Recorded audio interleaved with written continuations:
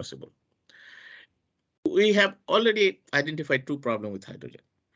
One of them is low density, and the second one is not available. Though 75% of the mass of the universe is contain hydrogen element, some source of it, but it's not uh, available in a gas form.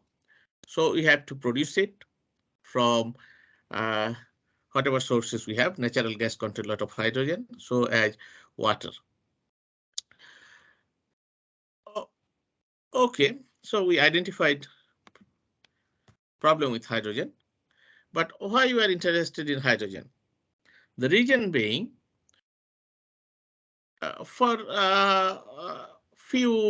many years, I will say maybe 30, 40 or 50 years, natural gas is extensively used for heating homes and businesses and generating electricity. If you think about UK, 85% of the homes and 45% of the electricity coming from natural gas. But then what is the problem with natural gas? If we have the technology available and has been in use for a long time. So if you look at chemical reaction of natural gas, which is methane, we burn it with oxygen and it produces carbon dioxide and water or water vapor. If you look at the energy content, you have 55.5 megajoule per kg. So it's a very good amount of energy it is stored. But here is the problem. If you burn 1 kg of methane, we produce 2.75 kg of carbon dioxide. Okay, let's forget about methane and let's burn hydrogen. If you burn hydrogen, just simple burning, it produces water and it generates 114.80 megajoule per kg. So it's a quite a large amount, even twice the amount of uh, energy it has got compared to methane per kg. However, if we compare to energy density in terms of volume, it reduced to only 12.7 megajoule per meter cube. So this density or the volume is a problem for hydrogen.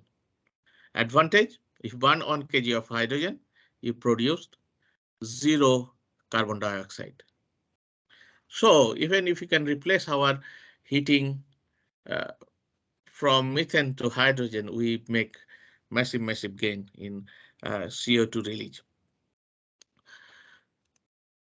And not only burning, we can use hydrogen in many different ways. So let's move on to the next slide. My computer. OK, so instead of burning hydrogen, we can use hydrogen in many different ways.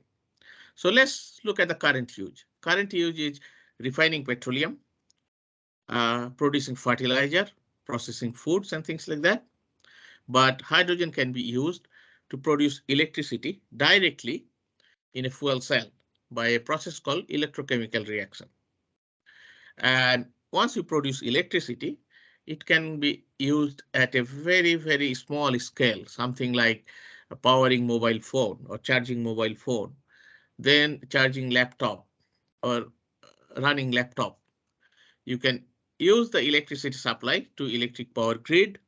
You can use it for backup or emergency power in buildings, off-grid power supply.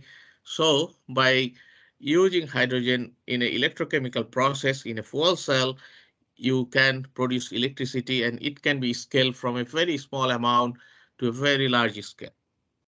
We can directly burn hydrogen, as I said, or for electricity generation in a gas turbine and things like that, and simply by blending with natural gas. So you may not need to change your combustor that much if your blending is done up to 20% and things like that. For hydrogen use in fuel cell, we know electrical vehicle is we can see in Aberdeen in our town many electrical vehicle is now running around. However, there is advantage of hydrogen in a vehicle through electrochemical process, that means fuel cell. It gives you a very long range. As I said, we can burn hydrogen directly with some blending for heating and cooking. So there are a lot of ways we can use hydrogen, but the challenge is still there. One is production, one is storage, and one is transportation. My talk will primarily be on production. So hydrogen economy, is it something that is promoted by UK government? We are coming out of COVID, and one of the suggestions is to invest heavily in climate change investment to support economy and the job to recover from the problem that we had from COVID economic downturn. There are a couple of reports which says that hydrogen economy can generate up to 75,000 jobs by 2030. And the further report by Equinor says that we can create job up to 200,000 by 2050 in hydrogen economy. We know the oil and gas industry is a very big industry in UK, and that support roughly 260,000 jobs across UK. So this hydrogen job will be very much comparable to oil and gas job. Is retraining these workforces and having the similar type of high skill job. So let's move to the next slide. Computer again hang a bit. So okay, so that's why hydrogen become a focus of the current or UK government. They launched a plan for world-leading hydrogen economy, looking in 2030 and going into 2050 and beyond. So the focus is on hydrogen production, hydrogen storage and distribution, and making it safe as natural gas. And it is hoped that by 2035, hydrogen could play a significant role in heating people's homes, businesses, powering cars, cookers, boilers, and more. So hydrogen economy is supported by UK government massively.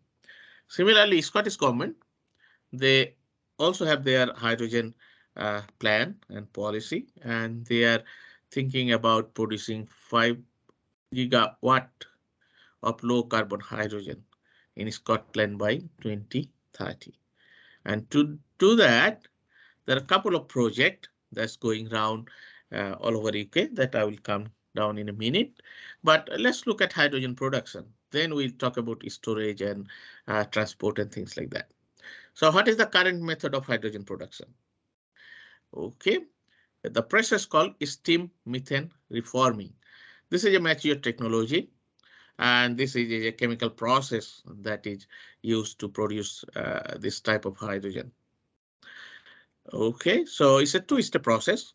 First of all, methane gas react with high temperature steam around 700 to 1000 degrees Celsius, 3 to 5 bar, and apply heat in presence of a catalyst. Catalyst work as to accelerate the chemical reaction, and we produce carbon monoxide and 3 molecule of hydrogen gas. This carbon monoxide is further reacted with steam again, apply heat, and then it turn into carbon dioxide and further production of hydrogen. So this is, as I said, a very mature technology. Problem with this technology is again, we have carbon dioxide is produced and then released into atmosphere. In terms of production method, as I said, it produces carbon dioxide. However, if you take this hydrogen and what you call blue hydrogen and put it in hydrogen fuel cell and run it in a car or vehicle, still by this process, we can have 50% reduction of CO2 emission, but through the whole process. So hydrogen produced from steam methane reforming, whatever hydrogen then is produced, we used it in a fuel cell in a vehicle, and that gives you 50% emission reduction and 90% reduction of petroleum uses. So blue hydrogen still have a big advantage if we can turn our vehicle into fuel cell vehicle. So based on that concept, initially, the idea is to produce blue hydrogen and gradually move on to green hydrogen. There are a lot of projects going on around UK. One of them in our city of Aberdeen here. And some of this project is related to carbon capture and storage that will give you the benefit of not releasing carbon dioxide by steam reformation. However, there are other big projects coming up with electrocatalysis process. Okay, so let's move on to the next slide. We understand electrolysis process is the best way, or one of the best way to produce hydrogen. The main advantage of electrocatalysis reaction is, give me a second, I lost my slide. One of the advantages of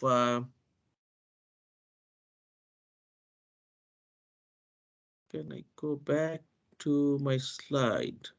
Sorry, I have to unshare and share it. I lost the slide. Okay, so one of the advantage of electrolysis is that you get water and you split it into hydrogen and oxygen. So there are many different methods of electrolysis. You take water, you apply electricity, and you have a technology called proton exchange membrane PEM fuel cell, and you produce hydrogen. Then you water, again electricity, and then you have a alkaline water electrolysis process, produce hydrogen. Okay, and then solid oxide water electrolysis, you can do the similar thing. So there are many different ways to split water. So the most advanced technology for the time being is alkaline water electrolysis and then proton exchange membrane fuel cell. Advantage of proton exchange membrane fuel cell is more compact and things like that. Efficiency is 50 to 60%. And the next third number technology will be solid oxide water electrolysis. Basically, you take water, you apply electricity, you split it into hydrogen and oxygen. So let's look at in detail of polymer electrolysis membrane fuel cell. That's the main optimization that I'm going to talk about. Okay, so what we have here, we have anode side and cathode side. In between, you have a membrane. In the anode side, we have a flow channel. In the cathode side, we also have a flow channel. In the anode side, we pump water through the flow channel. Now, flow channel allow water to go through a gas diffusion layer. That means porous media, slowly diffuse through the porous media to a anode catalyst. In the catalyst, in presence of the catalyst layer, water is split into hydrogen ion and electron and oxygen. This proton then flow through the membrane. The function of the membrane is only to allow proton to flow through it. It block water, it block oxygen to flow through it. So hydrogen ion then goes into cathode side through that membrane. The electron produced in anode, it flows through a outer electrical circuit. So we have to have some electrical voltage apply. You have to apply some voltage to drag this electron through that power supply onto the cathode side. In the cathode side, then electron again combine with this proton and produce hydrogen gas. This hydrogen gas then flow through this what you call a gas diffusion layer into the channel and then flow through the channel. So what do you have? Channel, gas diffusion layer, membrane, gas diffusion layer, channel again. So you can think about only 3 or 4 elements we have inside a electrolyzer. And through that, we can produce hydrogen with the help of supplying electricity. However, this channel does multiple jobs. This gas diffusion layer does multiple jobs, and that is the problem. So let's think about anode. What it does, anode gas diffusion layer. What it does, it allows water to flow through catalyst layer. And at the same time, when oxygen is produced, it allows oxygen to flow back through that gas diffusion layer into the flow channel. Now in the flow channel, we have two different fluid. One is water, one is oxygen, and both then need to flow along the flow channel.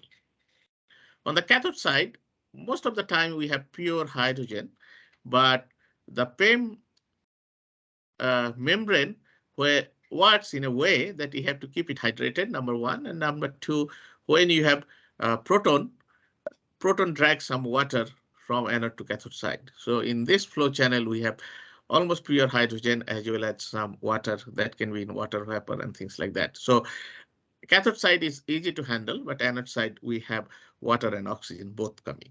So these are heart of this fuel cell, electrolyzer. So let's look at individual component and how we can optimize those design and make it better. Okay, so flow channel design is one of the parameter. We have channel arrangement. We have to think about channel width, channel depth, land and channel ratio. And this channel sometimes made of titanium, sometimes made of stainless steel. Then you have porous diffusion layer. We have to think about what type of materials is there, how we design this porous diffusion layer, its thickness, its porosity, its permeability. And there are massive amount of variety in porous diffusion layer. We can have a titanium foil, carbon cloth, and many different type of structures. So the porous diffusion layer is one where we have a large variety of design and parameter involved. Then we have a membrane. It's mainly Nafion membrane, and is the thickness of the membrane that that's the variable we have. In a catalyst layer, again, it's a thin layer. Anode, we have one type of anode material, and the cathode, we have another type of material. Okay, and this catalyst layer, catalyst is there to enhance the electrochemical reaction. What is actually not talked about too much is the operating parameter. And the main operating parameters is the water flow rate. We have cell temperature and current density. At what current density we are running a electrolyzer. So this three is the operating parameter, and then we have 4 of these design parameter. So it's quite a number of parameters that we can or we need to optimize. So let's look at some of the study from literature. First of all, we are looking at flow field design and flow channel. So to help you again, this is the structure of a PEM electrolyzer. We expanded it into each component. This is the flow channel. Then we have gas diffusion layer, then membrane, gas diffusion layer, flow channel, and then you have an end plate all connected together. Let's look at the flow channel. We have three common design of a flow channel on a single serpentine. That means you pump your water at this end, it goes up, then bend it back, comes down, and then flow again over the surface of gas diffusion layer. While the water is flowing up and down, water diffuse through that gas diffusion layer into the catalyst layer where the reaction takes place, and the oxygen is produced and then flow back into the channel. Another type of design, we have a double serpentine. So we have the inlet water coming in, then split into two channel. Two channel goes up, down, U bend, comes down, up, down, and things like that. And the final design is a parallel channel. So we have a header here, pumped in, and then there are a lot of tube, and then exit header, outlet header. So from water here, it goes through this channel, Again, while flowing through the channel, water will be diffused through this gas diffusion layer into catalyst layer where the reaction takes place. So which channel design is the best or the better? Okay, so let's look at some experimental data which shows this plot gives you a performance characteristic of an electrolyzer.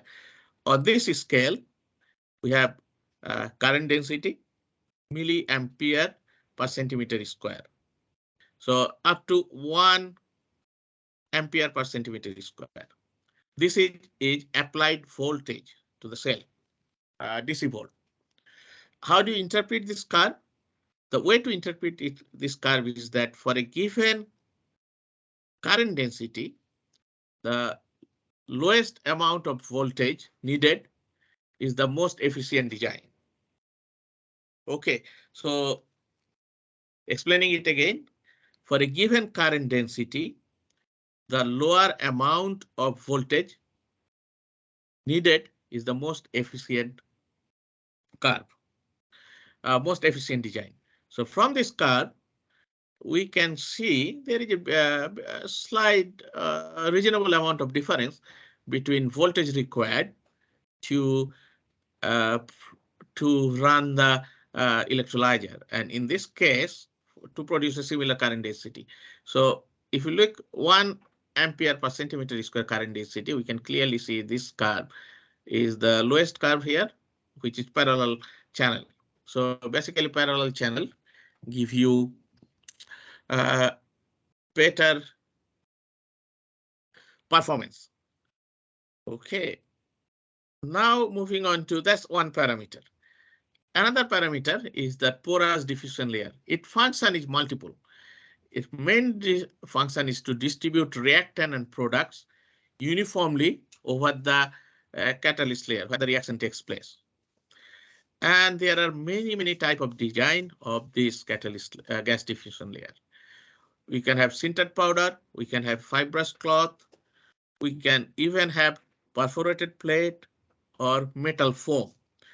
Many type of design we can have. More than that, we can also have different level of porosity, different level of thickness of this gas diffusion layer. So which design is better and which material is better? Still there is, I have shown you 4 different designs. There is not much comparative study between this type of design, and there are other design also. But what I can tell you is that effect of porosity. Porosity is how much gap space you have in those structure. That is porosity. So porosity varies usually 0.3 to 0.8. If you have a porosity of 1, that means there is no material. And if you porosity of 0, of course, there is no pathway. If you look at this curve again, the difference in performance is almost negligible. If you blow that up, you can see that higher porosity usually give slightly better performance, but it's almost negligible. So we can play around with this porous diffusion layer, whatever we want, but at the end of the day, its effect is quite negligible. I can also draw your attention to this scale here, which goes up to 1 ampere per centimeter square. And I will come back to this point again later, 1 ampere per centimeter square. Okay, what about the thickness of the gas diffusion layer? Again, we can see the thickness varies from 0.2 millimeter to 0.5 millimeter, and the effect is not that great. Slight difference in performance, and thinner the gas diffusion layer, better is the performance. You can have a better distribution of your water and gases through the gas diffusion layer into the catalyst layer. But again, the effect is quite negligible. Looking at membrane, the central part here, Nafion membrane. What is the effect of that? Okay, so looking at this figure here, we can see certainly there is certain amount of membrane thickness effect is there. Thinner the membrane, better the performance, but thinner membrane has other issues, especially leakage of water through the membrane flowing from anode side to cathode side and things like that. Okay, so roughly membrane thickness is around 100 micron and things like that. Those are the standard membrane design. Okay, the biggest effect I have found by literature review is actually operating temperature. Higher the temperature, it goes up to 70 or 80 degrees Celsius, better performance you get. You look at this curve, the lower curve is at higher temperature. So higher the operating temperature, better performance you get. So, and then looking at flow rate of water, again, the amount of water you pump in, higher the amount of water, better performance you get from this curve. It shows here. Okay, now going back to my other point that I wanted to discuss with you is going back to this line here.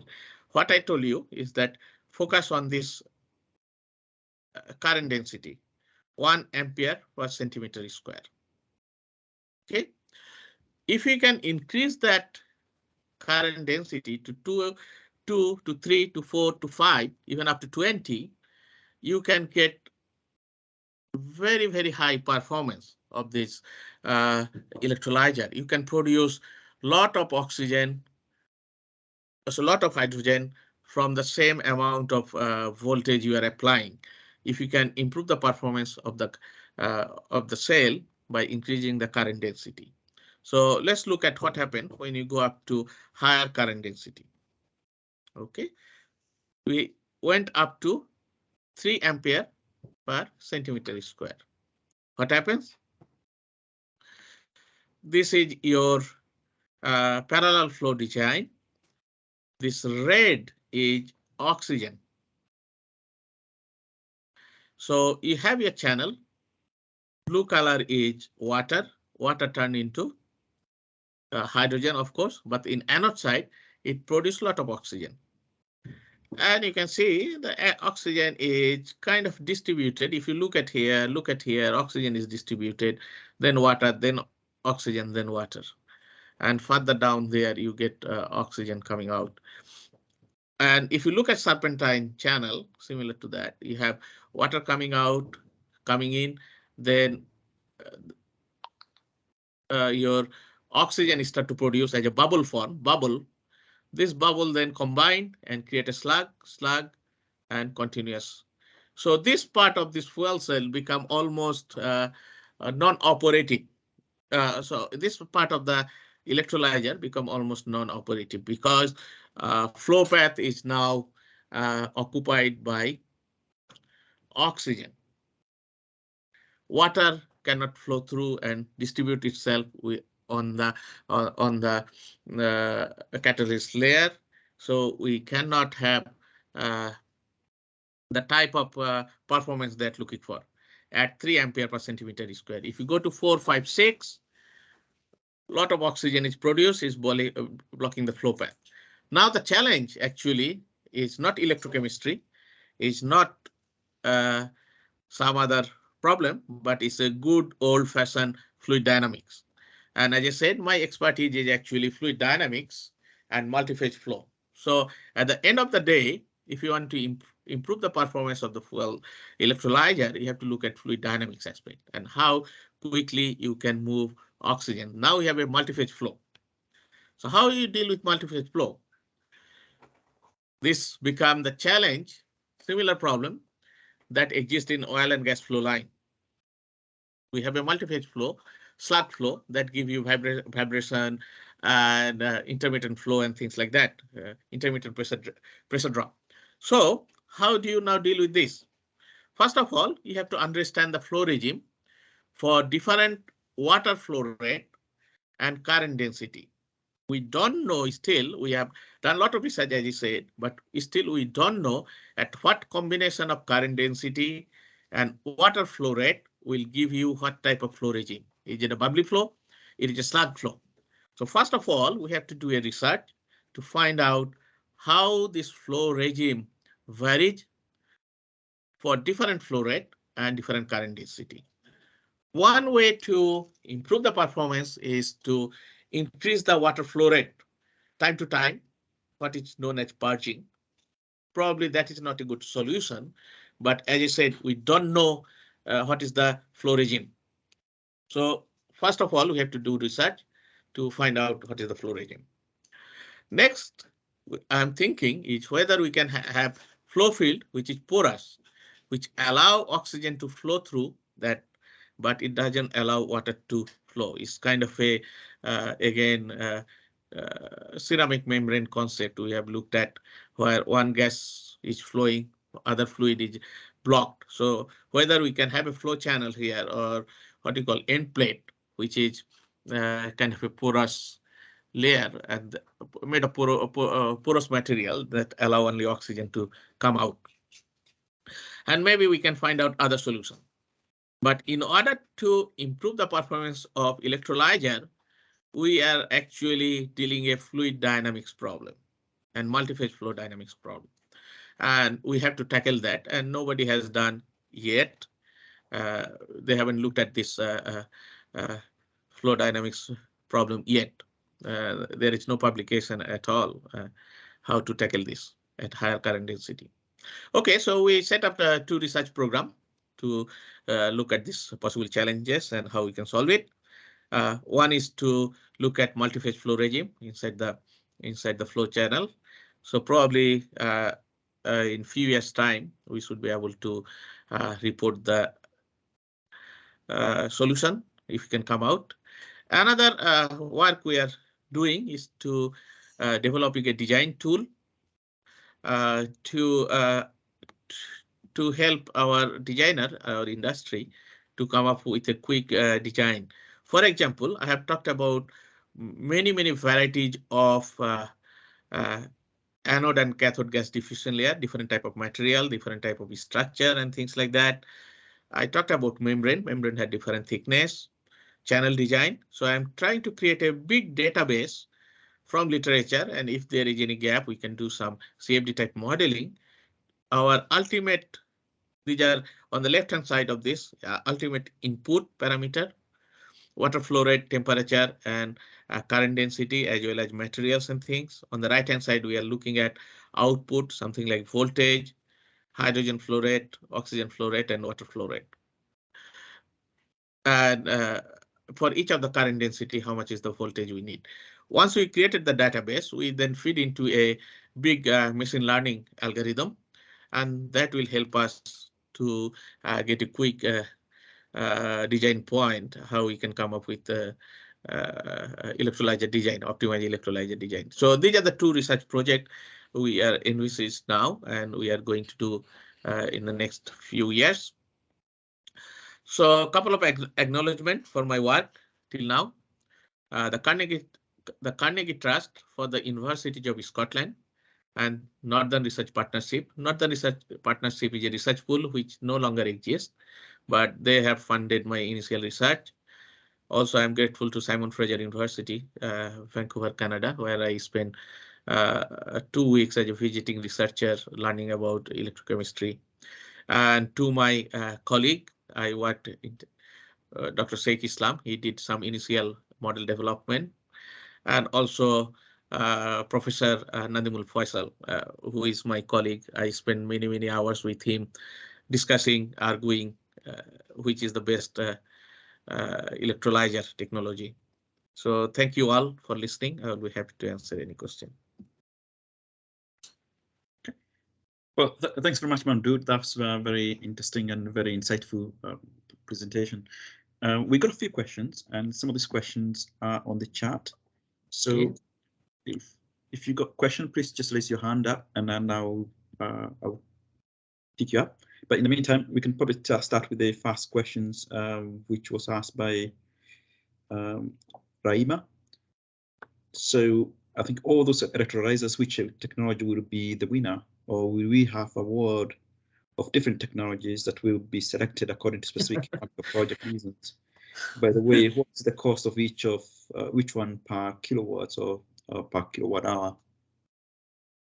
Okay. That's a good question. I think who will be winner is very difficult to pick the winner, because we for our school we are researching 2 different technology now, or 3 different technology. One is PEM electrolyzer, which is the most advanced and developed. Then we are moving on to solid oxide electrolyzer. Advantage of solid oxide electrolyzer is that it works at high temperature, but we are trying to combine it with nuclear reactor. So in terms of winner, if you say now, it is a PEM electrolyzer, but in future, we don't know. For the time being, PEM is in the leading stage. Okay. In terms of price, you talk about the cost. I think steam reforming cost is about £62 per kilowatt hour, and PEM electrolyzation kilowatt hour is 116 now. So there is a big difference still. Okay. So 62 to 116, something like that. Right. All right. So, and we, I hope that's okay for that question. But if Raima, if you want more follow up on that, just feel free to shoot another question down the line on it. And we got another one from Cameron. Considering Europe's resilience on natural gas from last year and the impact of these, would we become reliant on other countries for fuel cells materials if a rapid uptake is seen? If so, how might we overcome these? That's a very good question related with the material resources, which is obviously pending given where we're going with the materials in the hydrogen world. What's your comment or uptake on that? Yeah, it's again, this is because some of the material we need is platinum as a catalyst, and platinum only available in few countries. So it's an interdependent world. I don't believe we can be independent. We have to rely on something. So we have to rely on collaboration, cooperation, and free market economy to survive. I don't believe we'll get everything in-house, but probably material scientist Faisal, my dear colleague who I worked intimately, if he's here, you may add 1 or 2 lines here on material. Faisal, are you here? Probably not. Probably not. Okay. Is it fair to say then that material could become a challenge in terms of the future if the whole technology depends on the new materials? It is because we are only in the research scale. We haven't started big project, but if we completely replace the natural gas with the hydrogen economy, then we need to have big electrolyzer, and of course we need a lot of platinum.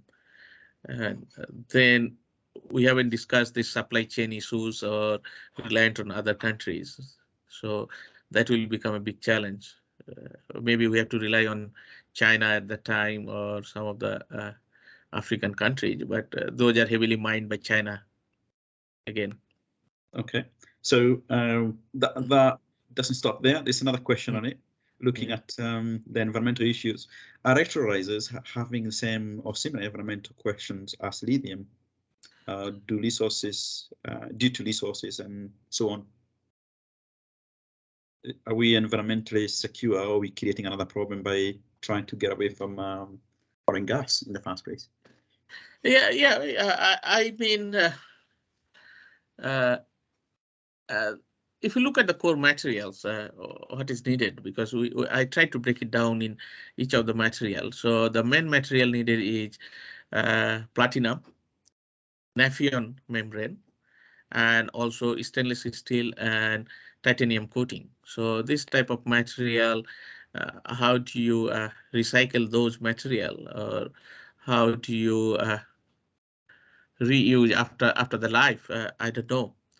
But PEM fuel cell only last still of not many years, I think, in terms of life we are looking at 3,000 hours or something like that. So yeah, it's a lot of research is needed. Obviously, we are at a very early stage. Okay, I think just to add on that, I think I've not seen anything yet. Maybe looking at the life cycle assessment, particularly on the environmental side, and it may be that that's what we need to do more life cycle assessment coming from the natural resource, from basically from source or candle to grave, rather than from the gate. At the moment, most of the research is focused from the gate to up to candle, which is not enough, because we need to factor in where the material is coming from. So there's a technical question here. Does the chat V-I, I think is referring to one of your slides. Yeah. You presented explain why PM work better with variable energy sources like wind and PV. It's compatibility and integration. Okay, yeah, it's true. I have look at the VI curve. If you look at here, and if you look at the solar performance curve, IV curve, I think they call it. And then if you match this together, you can directly couple it actually. Yeah, so that's why it works better because of the nature of the curve. It goes up and then become almost flat. Okay, so variable current density, you can see the performance remaining almost flat within the region. And if you look at the solar performance curve, and I think that is a reverse IV. And then if you try to match it together, you can have a good performance over a wide range of current density. That's true. Okay. Because the line is becoming, it goes up and then becoming flat. What the curve didn't show is that when the current density goes up beyond 1, it rapidly goes up, where the fluid dynamics effect become important. Okay, thanks for that. There's a further follow-up question. Which components of the PM are R&D groups working harder to increase efficiency and reduce cost? That's looking at the various components of the electrolyzer. Okay, so from the material side, it's looking at cheaper material for catalyst. So instead of platinum, there are other cheaper material that is being tested to improve the electrochemistry. From my side, my research is fluid dynamics. So I'm actually focusing on how quickly we can remove oxygen from the channel and reduce this multi-phase flow effect, slug flow effect, which not has been considered, because if you go to higher current density, where this problem is start to happen. So currently, all of the existing design and PEM electrolyzer that works between 0.5 to 1 ampere per centimeter square at this range of current density. But if you want to increase the performance, you have to go beyond that, go up to 5 ampere per centimeter square. And in that case, fluid dynamics is the main challenge. Right, okay. So again, there's quite a few questions requesting for where to read more materials. Anything specific you can suggest where to read more details about the PMs and the electrolyzers in general? Any books or readable content of head? I think there are many books there. I cannot say of we can probably follow up through on follow through. Yeah. With that and supply some recommendations. Would it be possible to display or explain the graph of efficiency, which was not relative with the current density? I saw the efficiency rise against significantly up to 1 to 1.5 amps, but after 2 amps per centimeter squared, the efficiency looked to stagnate.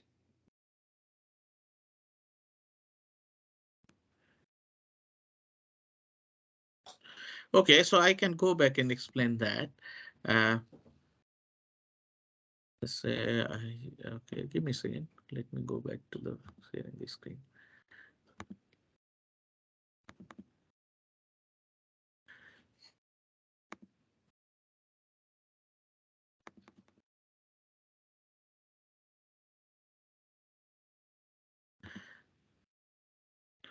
Yeah, all of the curves. I think this is better to explain.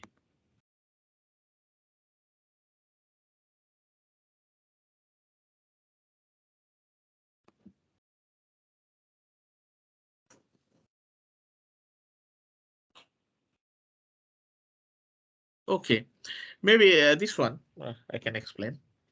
So what happens is that at lower current density here, this range, the main voltage, we need certain amount of voltage to initiate electrochemistry or electrochemical reaction.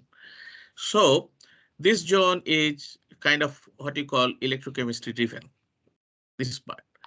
After that, this is, you can see the resistance driven. It's a classic line V equal to uh, I over V equal to I over R. Okay, so this line is very classic resistance driven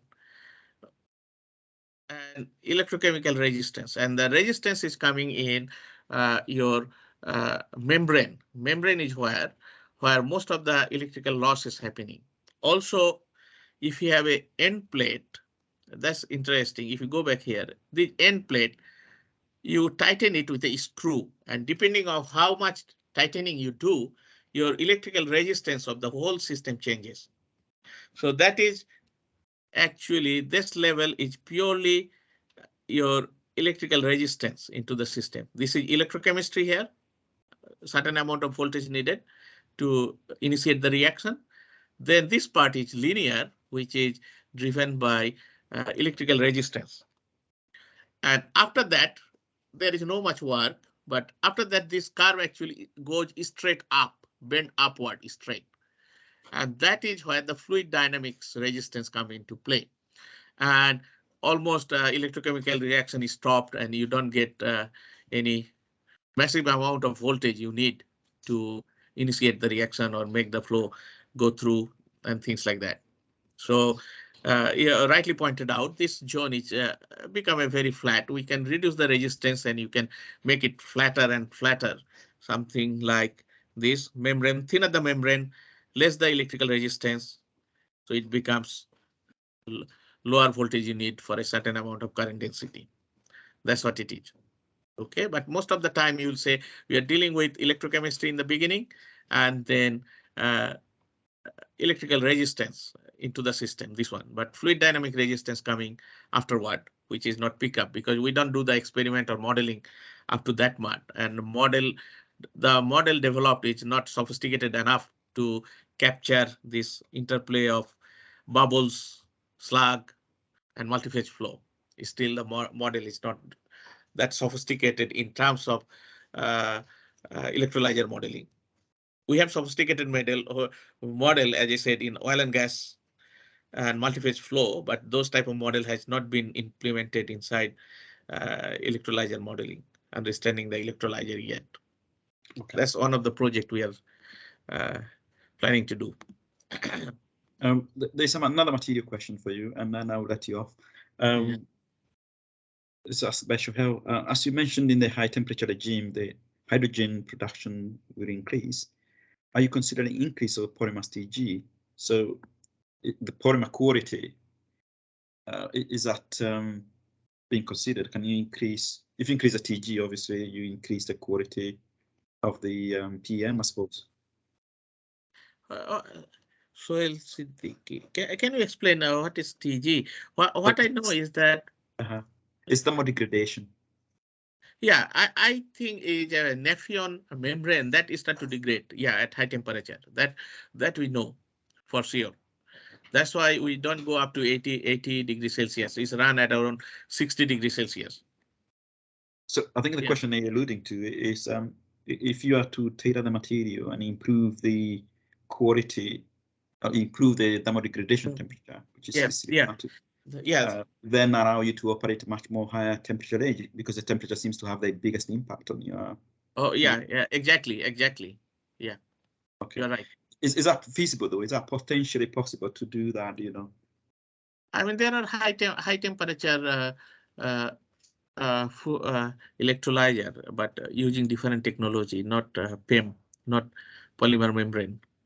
Okay. Membrane. Perhaps a scope for research there. Research, yeah. To understand the polymer Yeah. impact in terms of improving thermal properties. Yeah. Okay. The only function of this polymer is to let hydrogen ion to flow through and block oxygen and water. Certain amount of water actually flow through, but completely block oxygen. This PEM. Okay. Okay. Yeah. I think that's all the questions we have. There's no other raised hand yet, unless I missed. Anything else you would like to comment regarding your presentation? You would have liked to comment, expand? Yeah. Well, I mean, to me, there are many unknown. I mean, in terms of the standard electrochemistry, we know that has been in existence for more than 150 years or something like that. So we know that. Now we need to play with the design optimization and look at critically which parameter has the most influence. Surprisingly, as I said, that gas diffusion layer is the one which has got the highest number of variety, different type of material, different structure, different type of porosity, but it effects is actually not that much. Even the CFD modeling experiment shows that it effect is less compared to even the flow channel design, especially at high current density. So, but we have been talking how we can change radically to improve the performance. As you said, the price between steam reformation and this electrolysis is still twice as much, 100% price difference. So where is the radical change will come from? I don't know, but that's why I was looking at fluid dynamics, because the current limit of current density is roughly 2 ampere per centimeter square. If you can make it to 4-5 centimeter per centimeter square by solving the fluid dynamics problem, we can gain a lot of benefit, performance benefit, that I'm saying. Oh, thanks very much again. The optimization process, as an example, is a system level optimization or is it independent? It looks like it's a lot of independent. No. We only did cell level, not system level. Yeah, because when I said that flow rate gives you a better performance, but downside of the flow rate is you have to have a bigger pump. So parasitic loss or whatever loss will be higher. Okay. Yeah. So not a system level. No optimization. Okay, brilliant. Thanks very much for that, and that's a lot of good insights. And thanks very much to audience for being participating and adding a lot of questions there, which was great. And there will be follow-up sessions looking different topics in the future. So do watch this space. And again, I can thank you now for availing yourself for this session. And Thank you. And Mamdood, bye for now. Thank you. Bye for now.